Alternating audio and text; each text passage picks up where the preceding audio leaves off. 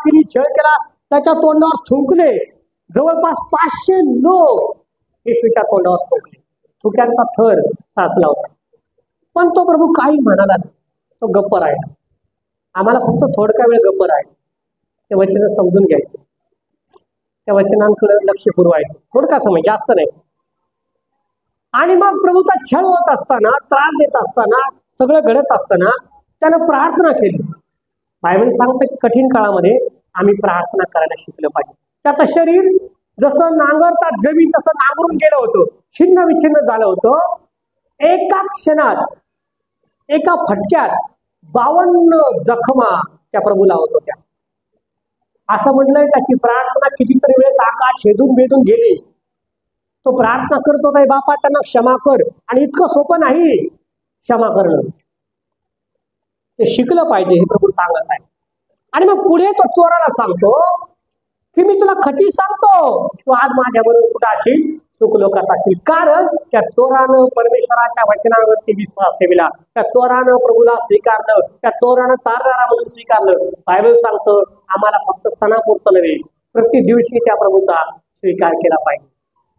मग पुढे आम्ही पाहिलं प्रभू मरताना, तो मरणार आहे, तो थकून गेलाय, त्याचं शरीर दमून गेलंय, रक्त डोळ्यात जाऊन ते डोळे चिटकून गेलेत, अंग जखमांनी भरून गेले, वधस्तंभावर टांगलेला आहे.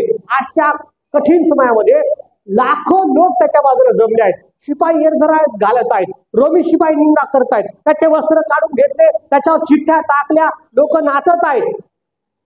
त्याची आई त्या ठिकाणी उभी राहिली, शांत पाहत आहे.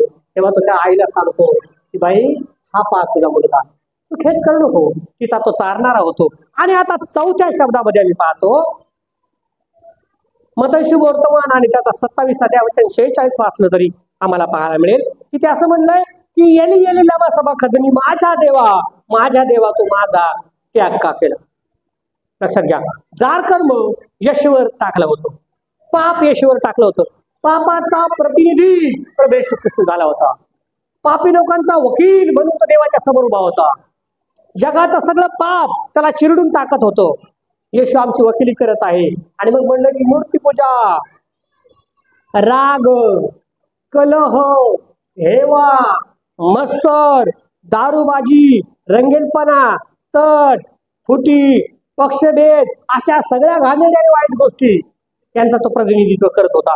लक्षात घ्या की एक मोठी कढई, तशी लग्नामध्ये एक मोठी कढई घेतो आपण, अशी एक मोठी कढई घेतली आणि त्या कढईमध्ये सगळं पाप भरले, सगळ्या जगाचं पाप भरले, चोरी भरली, सगळ्या प्रकारच्या वाईट गोष्टी भरल्यात, सगळ्या शिव्या भरल्यात, सगळं पाप भरलं. किती भयंकर दिसत. असं म्हटलंय की प्रभू येशू ख्रिस्त त्या सगळ्या पापांचा प्रतिनिधित्व करत होता. आणि हे प्रतिनिधित्व करत असताना, या पापाचं प्रतिनिधित्व तो करत असताना स्वतः तो पाप असा झाला, आमचं पाप त्याने त्याच्यावर घेतलं. कल्पना करा की आम्ही मरणार होतो, नरक आमच्या वाट्याला येणार होतो, त्या नरकात आम्ही जाणार होतो, पण ते नरक आमच्या वाट्यावर न येता प्रभूच्या वाट्यावर. आणि हे करत असताना कल्पना करा की किती भयंकर ती गोष्ट आहे. जगातील सर्व माणसांचे पाप प्रभूने स्वतःला घेतलं, स्वतःवर वाहिलं.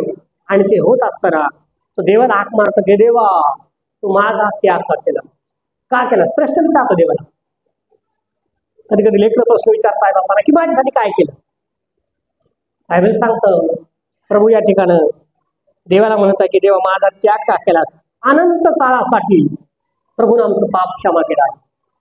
अनंत काळात घेऊन जाण्यासाठी, अनंत काळाचं जीवन आम्हाला मिळण्यासाठी, सार्वकालिक जीवनाचं आम्ही वाटेकार व्हावं म्हणून, सार्वकालिक जीवनामध्ये आमचा प्रवेश व्हावा, सार्वकालिक जीवनामध्ये आमचा उद्धार व्हावा. आणि त्या सर्व गोष्टींसाठी येशू पाप झाला. त्याला पाप माहीत नव्हतं, तो पाप विरहित आहे. बायबल सांगतं की पापाचं वेतन मरण आहे. आणि ते मरण त्यानं स्वतःवर घेतलं. आणि देवानं सुद्धा आपले डोळे बंद केले, त्याच्याकडे पाहिलं नाही. असं म्हणलं की अंधार पडला, सगळ्या पृथ्वीवरती काळोख झाला, सूर्य सुद्धा त्याचं ते छिन्न भिन्न झालेलं रूप पाहू शकला नाही. पृथ्वीवर अंधार पडला आणि प्रभू आरोळी करत आहे, म्हणत आहे, हे देवा, माझा त्याग का केलास, का केलास? एली एली लमा सबखथनी, माझ्या देवा माझा तो चाकच्या क्लास. योहान शुभवर्तमानात 6:37 आणि मत शुभवर्तमानात 11:28 आपण वाचतो. त्या ठिकाणी म्हटलंय, अहो कष्टी आणि भाराक्रम हो तुम्ही सर्व मजकरी या म्हणजे मी तुम्हाला विसावा देईन. सार्वकालिक विसावा मिळण्यासाठी, सार्वकालिक आनंद मिळण्यासाठी प्रभू येशू ख्रिस्त आमच्या पापाचा प्रतिनिधित्व म्हणून लढत आहे. देवाच्या समोर आमचा वकील म्हणून तो उभा आहे. आमचं सगळं पाप त्यानं घेतलं आहे. आणि जेव्हा देव आमच्याकडे पाहतो तेव्हा येशू ख्रिस्ताला पाहतो की त्याच्या रक्तात आमचं पाप धुवून गेलं आहे. आमची शिक्षा त्यानं भोगली आहे. पापाच्या दोषाबद्दल झालेला अनंत कालची शिक्षा येशू भोगीत होता. देवानं देवाचा न्याय त्याच्यावरती लादला होता. परमेश्वराचा स्वभाव आहे पाप विरहित, परंतु त्या प्रभूला आमची शिक्षा दिली होती. आमच्या पापांची शिक्षा तो भोगत होता. तो न्याय ख्रिस्ताचा दर्शवत आहे. आणि पवित्र शास्त्र सांगतं की त्या कठीण काळामध्ये असताना आता तो खाली लोकांकडे पाहत नव्हता, त्याच्या आईकडे पाहत नव्हता, तो चोराकडे पाहत नव्हता, तो स्वर्गाकडे पाहत आहे आणि देवाला म्हणत आहे की देवा तू माझा त्याग केलास. का केला होता देवाला त्याग? कारण येशून आमचं पाप घेतलं होतं, येशूनं आमचं पाप पाहिलं होतं. आमच्यामुळे तो त्या दुःखाचा वाटेकरी झाला होता. देवानं त्याचा त्याग केला आहे. त्या त्यागाची तीव्रता इतकी भयानक आहे. देवानं त्याग करणं फार वाईट आहे. त्या प्रभूचं मरण अत्यंत भयानक आहे. कल्पना करा की प्रभू आरोळी करत आहे. लोक म्हणत आहे की तो एलियाला हाक मारतोय, कोणी म्हणतंय की तो यशायाला हाक मारतोय, कोणी म्हणत आहे की तो देवदूतांना बोलत आहे, कोणी म्हणतो तो देवाला हाक मारत आहे. आणि ते सगळे गोष्ट घडत असताना प्रभूचं लक्ष परमेश्वराकडे आहे आणि स्वर्गातून त्याला आरोळी येत नाही, उत्तर येत नाही. प्रभूने उत्तर दिलं काय? आपण वास्तुशास्त्रामध्ये म्हटलं एलिया तो म्हणतो माझा देवा माझा त्याग का केलास? त्याला कोणीही उत्तर देत नाही, कोणी त्याच्या प्रश्नांना सामोरे जात नाही. कारण तो सगळ्या पृथ्वीचं पाप घेऊन त्या देवाच्या समोर गेला आहे. मी तुम्हाला म्हणलं की त्या पापाचा डोंगर घाला, किती भयानक वाटेल, किती वाईट वाटेल, किती घाणेरडा विषय आहे, किती बेकार वाटेल. कल्पना करा की सगळं पाप त्याच्यावर टाकलं आणि म्हणून त्याला मारलं झालं. असं म्हणले पवित्र शास्त्रामध्ये की त्याला लागलेल्या प्रत्येक फटक्यानं आम्हाला काय मिळतं? आरोग्य मिळतं. ते रक्ताचा थेंब आणि थेंब वाहिला अशासाठी की आम्हाला सार्वकालिक जीवन मिळावं. आमच्या वाट्याचा नरक येशूने स्वीकारला आणि आम्हाला तो स्वर्गात घेऊन गेला. नरकाचे दरवाजे त्याने बंद केले. प्रेजर हो, नरक देवाच्या लेकरांसाठी मुळीच नाही, नरक देवाच्या लोकांसाठी मुळीच नाही, ते सैतानासाठी आहे. पण मनुष्य काय करतो? देवाच्या मागे जाण्याऐवजी सैतानाच्या मागे जातो आणि नरकाचा वाटेकरी होतो. पवित्र शास्त्र काय सांगतं पहा. प्रभू असं म्हणतो की अवकस्ती आणि भाराक्रम जन हो मजकड या म्हणजे मी तुम्हाला विसावा देईन. विश्रांती देणारा परमेश्वर आहे. वधस्तंभाच्या वाटेवर जात असताना महिनाभरामध्ये मी तुम्हाला तेच शिकवलं आहे की तो तारून दोहाचा शिकवतो की तारण करणारा कोण आहे? प्रभू येशू ख्रिस्त आहे. जर हे वधस्तंभावरील 7 उद्गार नाही समजले तर तारण समजणार नाही. कठीण आहे. पहा, मनुष्य मरणार आहे आणि तो मरता मरता काय बोलत आहे लोकांचं लक्ष लागतं की काय बोलतोय. सगळे लोक पाहत आहेत म्हणतात की हा आता देवाला हात मारतो. पवित्र शास्त्र सांगतं नरक अत्यंत भयानक आहे. त्याची कल्पना मनुष्य आपल्या शब्दात करू शकत नाही. लावा जमिनीतून निघतो अशी प्रकारची अग्नी असं म्हणते त्या ठिकाणी. ती अग्नी माणसाला जाळून भस्म करत नाही, फक्त वेदना मात्र होतात. चटका बसला ना किती वेळ जीव कासावीस होतो. नरकात त्यापेक्षा कितीतरी भयानक प्रकारचा अग्नी आहे आणि भयानक वेदना त्या ठिकाणी आम्हाला होणार होत्या. पण त्या वेदना प्रभूने त्या वधस्तंभावर स्वीकारल्या. एक काही थेंब त्याच्या शरीरात राहिला नाही रक्ताचा, इतकं त्याला मारला आहे. आणि तो माझा प्रतिनिधी म्हणून त्या नरकाच्या वाटेवरती लढला. माझा प्रतिनिधी म्हणून तो परमेश्वराच्या समोर उभा आहे. माझ्या वाट्याचा नरक त्यानं घेतला. असं म्हणलं की त्या नरकाबद्दल मी तुम्हाला शिकवलं मागे, पुन्हा कधीतरी शिकवेल की अत्यंत भयानक आहे. त्या नरकातला किडा मरत नाही. मी मगाशी तुम्हाला म्हटलं की तो श्रीमंत मनुष्य मेला आणि असं म्हटलं की अधोलोकात गेला आणि तो लाजर मेला आणि सुखलोकात गेला. तो तिथून हाक मारतो आणि म्हणतो की कोणीतरी माझ्या बापाच्या घरी जावं, कारण माझे 7 भाऊ आहेत. त्यांनी या ठिकाणी येऊ नये, कारण या ठिकाणी फार वेदना आहे. आणि कोणीही देवाच्या मंडळीनं, आणि कोणीही देवाच्या लेकरानं, आणि कोणीही देवाच्या कुटुंबानं नरकात जाऊ नये हे प्रभूला वाटतं. आणि म्हणून त्याला ते अत्यंत दुःखदायी मरण आमच्यासाठी सहन केलं. आमच्यासाठी त्याला सहन करावं लागलं. नरक अत्यंत भयानक आहे. त्याचा नाकार केला गेला. राष्ट्रांनी त्याचा नाकार केला, शिष्यांनी त्याचा नाकार केला, त्याच्या लोकांनी त्याचा नाकार केला, पेत्राने त्याचा नाकार केला. आणि या ठिकाणी आम्हाला पाहायला मिळतंय की देव सुद्धा त्याचा ऐकत नाही. सर्व पृथ्वी त्याचा नाकार करत आहे. कोणीच त्याचं दुःख समजू शकलं नाही. सूर्याचा प्रकाश नाहीसा झाला आणि पृथ्वीवर अंधार पडला. त्याची आरोळी कोणीही ऐकत नव्हतं. आणि तो आरोळी मारत होता. तो म्हणत होता, येली येली लमा सभाखादनी, माझ्या देवा माझा तो त्याग का केला. सुरुवातीला आम्हाला पाहायला मिळतो येशू ख्रिस्ताचा त्याच्या घरच्यांना स्वीकार केला नाही, त्याला नाकार. पुढे शिष्यांना त्याला नाकार. पुढे प्रार्थना करत असताना आम्हाला पाहायला मिळतो सगळे शिष्य सोडून पळून गेले.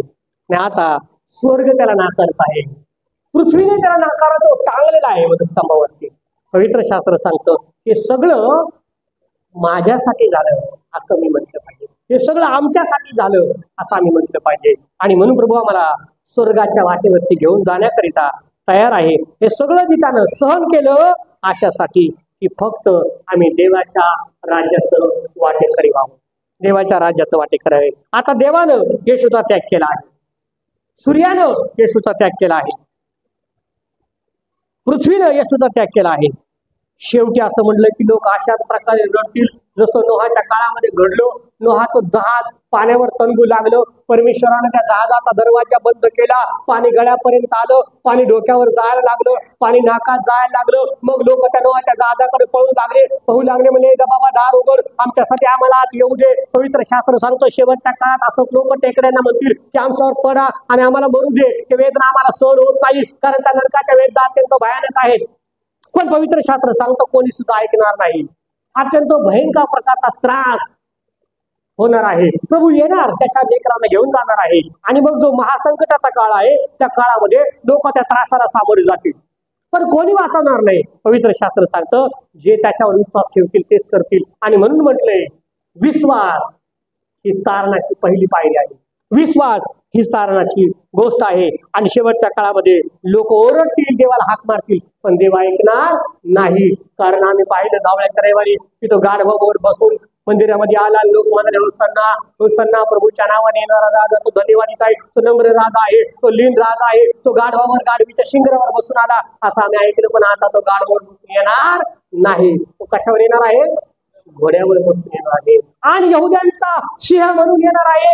त्याच्या हातामध्ये न्यायाची तलवार असणार आहे, त्याच्या हातामध्ये न्याय असणार आहे आणि न्यायाकरिता तो येणार आहे. आणि म्हणून पवित्र शास्त्र सांगतो की प्रभूनं आज जी आरोळी केली ती फार महत्वाची आहे. प्रभूनं जी आरोळी केली तो म्हणतो माझ्या देवा माझा त्याग का केलास. आमचा त्याग होऊ नये, आम्ही सार्वकालिक जीवनाचा भागीदार व्हावं, आम्ही सार्वकालिक जीवनाचा वाटेकरी व्हावं, आम्ही त्या परमेश्वराच्या वचनांचं वाटेकरी व्हावं, आम्ही त्या सार्वकालिक जीवनाचं वाटेकरी व्हावं, आम्ही त्या प्रभूचं वाटेकरी व्हावं. म्हणून पवित्र शास्त्र सांगतं स्वर्गाचं भागीदार व्हावं. म्हणून पवित्र शास्त्र सांगतं की देवानं त्याच्या पुत्राचा त्याग केला. पवित्र शास्त्र सांगतं आम्हाला समजलं पाहिजे की परमेश्वरानं त्याचा त्याग का केला. आणि हे सगळं घडत असताना आम्हाला वचनात वाचायला मिळतं.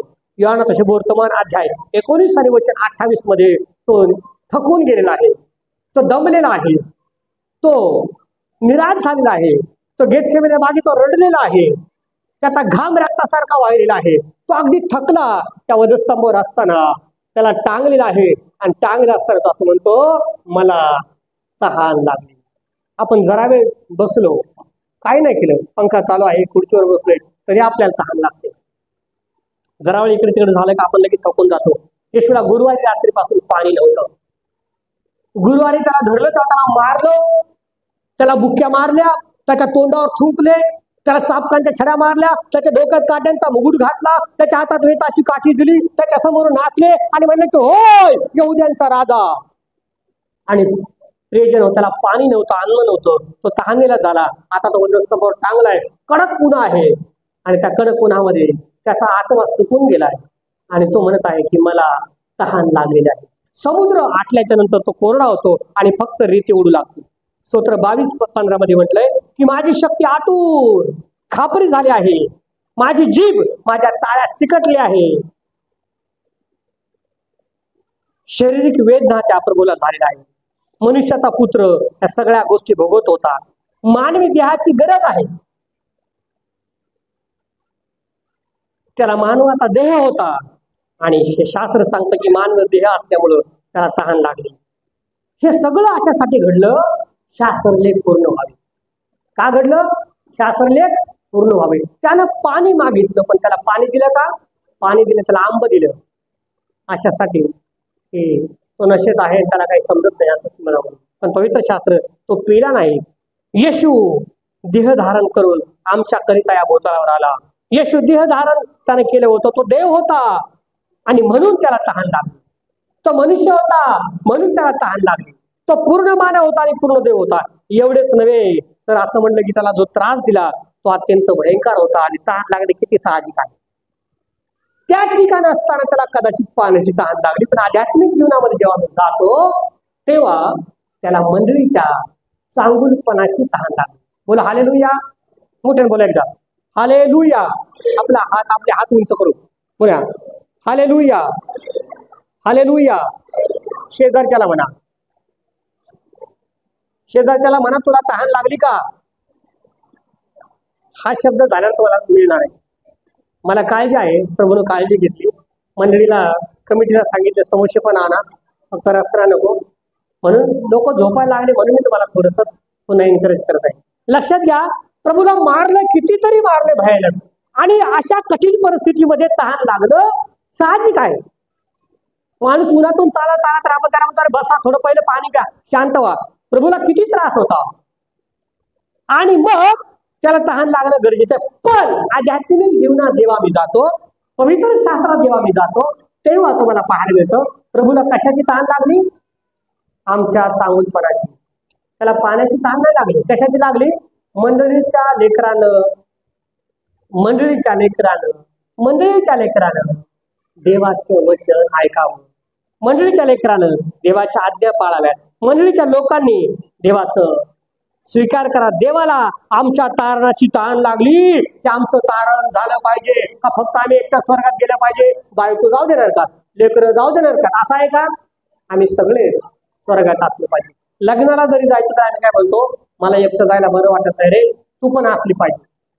लेकरांना पण म्हणतो, लेकरांना मागलं मला यायचंय. आपण अरे बाबा तुझी शाळा आहे, तुझी परीक्षा, तर म्हणतो काही नाही 2 दिवसाने होत नाही, मला पण इथं स्वर्गात जायचंय. आणि स्वर्गात जायसाठी प्रभूला आमची तहान लागलेली आहे. प्रभू म्हणतो की माझी तहान कोण भागवील? कोण माझ्यासाठी उभा आहे? कोण माझ्याकरिता तहानेला आहे? पवित्र शास्त्र सांगतं त्याला तहान लागली.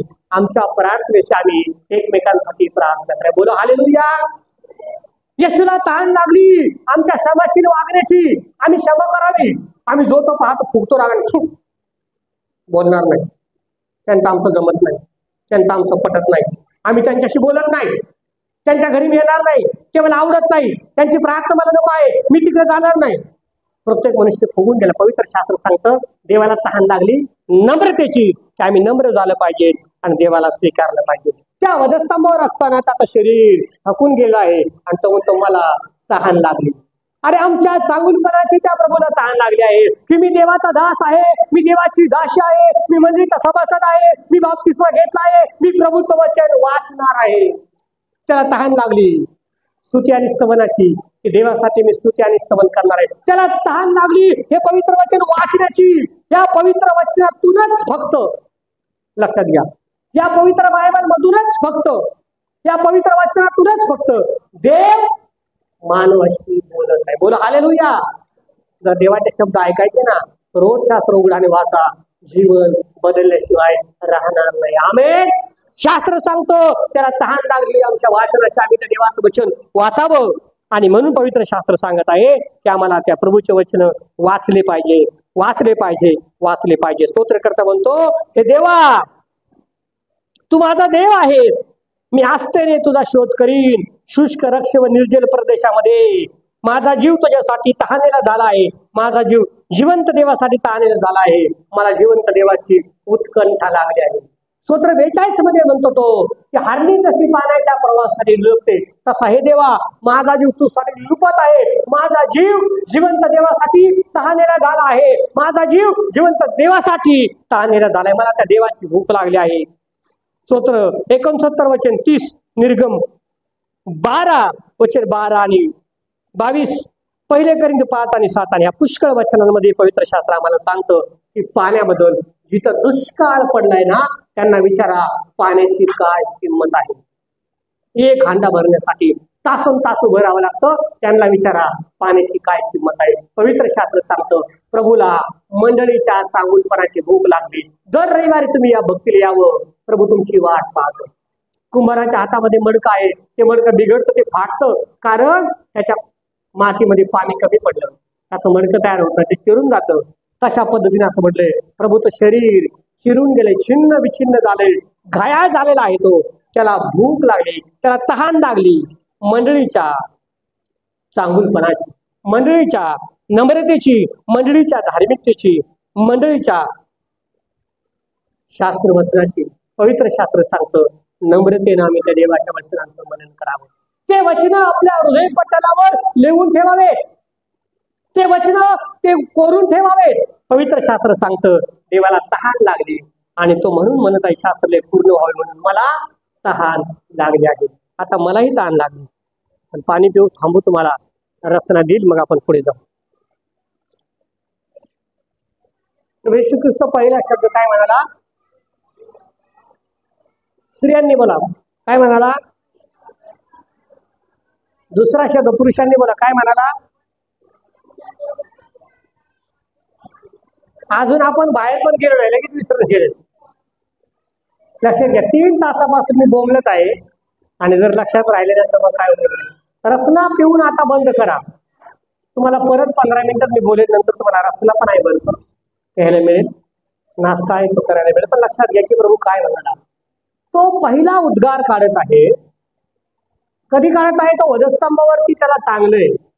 पुन्हा मी तुम्हाला आठवण करून देतो की गुरुवारी रात्री त्याला धरलं, त्याला मारलं, त्याचा छळ झाला. 500 पेक्षा अधिक लोक त्याच्या तोंडावर थुंकले, त्याची निंदा केली, त्याच्या डोक्यात काट्यांचा मुकुट घातला. हे सगळं करण्यासाठी तो पहिला उद्गार काढताना म्हणतो की बापा यांना क्षमा कर. ते काय करतात त्यांना समजत नाही. माणसाला जर समजलं तर तो करणार नाही. मग आपण चोराकडे पाहतो आणि तो चोराला म्हणाला की मी तुला सांगतो तू माझ्या बरोबर कुठं असशील? सुखलोकात असशील. पवित्र शास्त्र सांगतात तारणाची संधी जोपर्यंत आहे तोपर्यंत ती आम्हाला प्राप्त करून घेतली पाहिजे. मग तिसरी गोष्ट आपण पाहिली, तो त्याच्या आईची काळजी घेतो आणि आईची जबाबदारी सोपवताना म्हणतो की बाई हा पहा तुझा पुत्र, योहानाला सांगतो. मग चौथा शब्द आपण पाहिला, तो काय म्हणाला? माझा देवा माझा देवा माझा तू त्याग का केला. आणि आपण 5वा शब्द पाहिला, मला तहान लागली. शास्त्र भाग पूर्ण व्हावा म्हणून प्रवेश असं म्हणाला. मग त्याला कशाची तहान लागली? आमच्या चांगुलपणाची, आमचं शास्त्र वाचण्याची, आमची शास्त्र पाठांतर करण्याची, आमची प्रार्थना करण्याची. आणि आता 6वा उद्गार तो स्तंभावर काढत आहे की पूर्ण झालं. काय पूर्ण झालं? लक्षात घ्या, काय पूर्ण झालं हे आम्हाला समजलं पाहिजे. आणि म्हणून पवित्र शास्त्र सांगतं, योहाना तसे वर्तमान अध्याय 19 वचन 30 मध्ये वाचलं तर म्हणले पूर्ण झालं.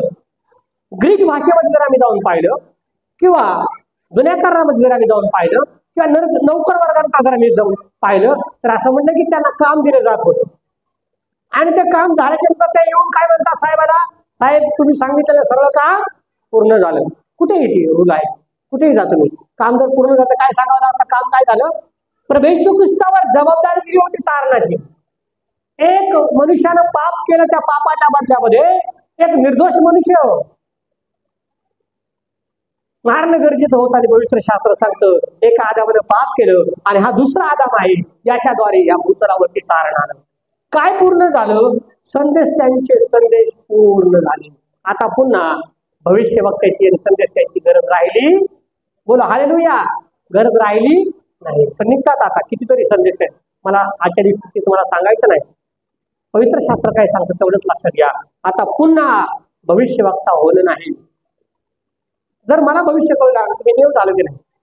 बोला, मला उद्याचं कळतंय उद्या काय होणार आहे.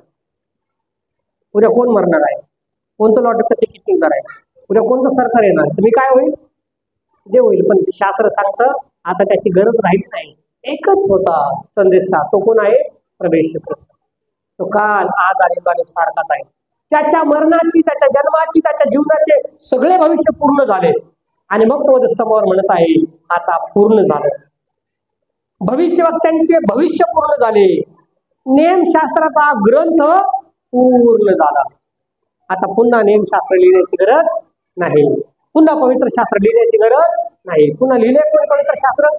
जगात सर्वात विकलं जाणारं, जगात सर्वात वाचलं जाणारं, देवाशी बोलण्याचं एक साधन आहे देवाचं वचन. आणि म्हणून मी तुम्हाला म्हणत आहे की देवाचं वचन वाचा. नियमशास्त्राचा ग्रंथ पूर्ण झाला. आणि सगळ्यात महत्वाची गोष्ट म्हणजे देवाची इच्छा पूर्ण झाली. देवाची काय इच्छा होती? या सृष्टीचं काय व्हावं? तारण व्हावं. तारणाची योजना परमेश्वरानं आणली आणि तारणाची योजना पूर्ण झाली. पातक्यांचं तारण व्हावं, त्या तारणाची योजना येशू ख्रिस्ताच्या द्वारे आली. देवाचे काम देवानं पूर्ण केले होते. आमच्यावर एखादं काम सोपवलं तर ते काम पूर्ण करणं आमची जबाबदारी आहे. यशया 53:6 वाचलं तर त्या ठिकाणी आम्हाला पाहायला मिळतं की असं म्हणलं की ज्याला पाप ठावक नव्हतं, ज्यानं कधी पाप केलं नव्हतं, जो कधी पापी नव्हता, ज्याला पाप ठावक नव्हतं, त्याला माझ्याकरिता, आमच्याकरिता पाप असं गणल्यात गेलं. आमचं पाप धुण्याचं काम पूर्ण झालं. आणि मग जे प्रभूमध्ये विश्वास ठेवतात, बाप्तिस्मा घेतात, असं म्हणले जुनं ते होऊन गेलं, आता ते नवीन उत्पत्ती आहे. प्रभूमध्ये नवीन उत्पत्ती होणं हे तारणाची योजना आहे, हे तारणाचं काम आहे. आणि मग दुसरे करिता त्या 5:21 मध्ये म्हटलंय, पहिले तिमोथी 2:6 मध्ये पण म्हटलंय, सर्वांसाठी मुक्तीचा मार्ग मोकळा केला. मुक्तीचा मार्ग तयार करण्याचं काम पूर्ण झालं. वंश, भाषा, सर्व जाती धर्माचे लोक, सर्व राष्ट्र, सर्व कुळ, सर्व देश, सर्व गाव, सर्व खेडे, सर्व वाड्या, सगळ्यांसाठी ही तारणाची योजना आहे. आणि ही योजना सगळ्यांकरिता एकदाच पूर्ण झाली. प्रगटीकरणाच्या पुस्तकात 5:9 मध्ये म्हटलंय की देवानं तारणाची योजना काय केली? पूर्ण केली. येशू काही काम मागे ठेवून जात नाही. देव काहीच काम मागे ठेवत नाही. आपण चाललं तर आपण म्हणतो मी चाललोय, मागचं राहिलेलं काम तुम्ही आता बघून घ्या. पण प्रभू तसं करत नाही. त्याला त्याच्यावरती सोपवलेलं सगळं काम तो पूर्ण करतो. जगाचं पाप धुण्याचं काम होतं, ते काम त्यानं पूर्ण केलं. पापाचं वेतन मरण आहे, ते मरण त्यानं स्वतः स्वीकारलं, कारण तो आमच्यासाठी पाप झाला होता.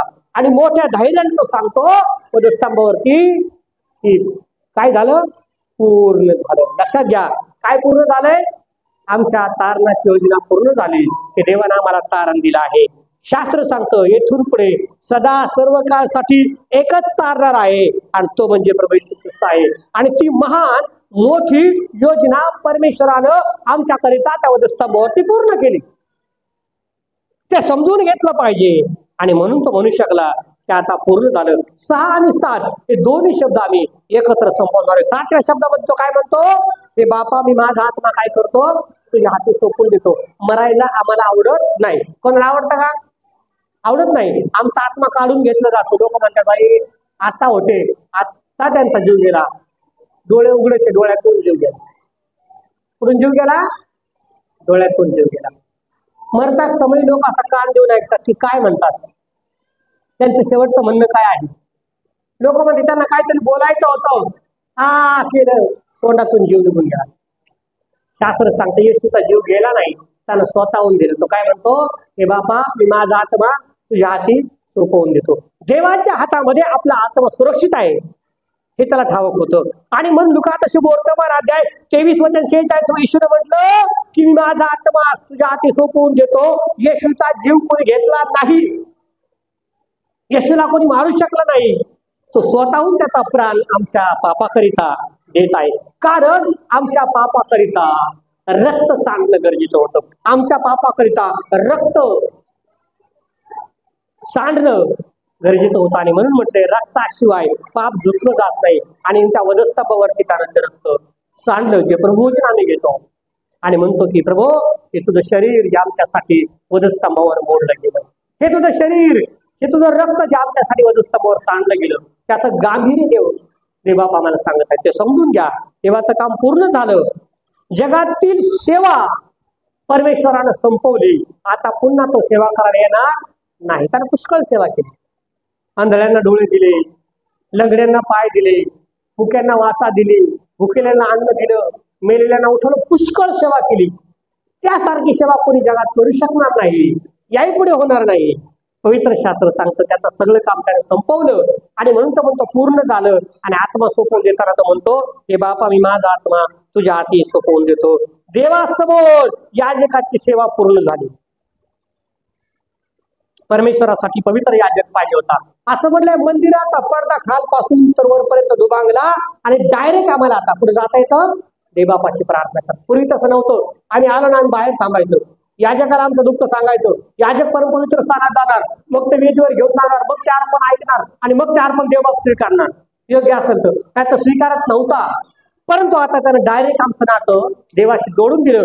येशू ख्रिस्ताच्या रक्तानं आमचं नातं देवाशी घनिष्ठ झालं आहे. येशू ख्रिस्ताच्या मरणानं आमचं नातं देवाशी जोडलं. तो आमचा वधस्तंभ, आमचा देवाकडे जाण्याचा ब्रिज आहे. पूल त्याने बांधला. बघ आपण या महिन्यामध्ये पूर्ण शिकलो वधस्तंभाच्या वाटेवर. परमेश्वर ख्रिस्त त्या वधस्तंभाच्या वाटेवरती चालला आणि म्हणून एक भजन